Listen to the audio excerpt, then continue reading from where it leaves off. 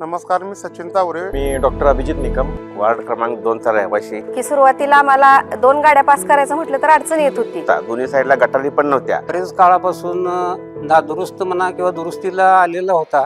आम्हाला भाव असतानाही रस्ता मंजूर करून भैयाने आणि दादाने ही रस्ता पूर्ण करून दिला आणि अतिशय उत्कृष्ट रस्ता सिमेंट आम्हाला करून दिलेला आहे आमदार साहेबांनी, अमोल दादांनी. चांगलं रस्त्याचं काम केलेलं आहे. मच्छरचा वगैरे काही त्रास नाही. त्या रस्त्याबद्दल आणि गटारीबद्दल काही तक्रार नाही.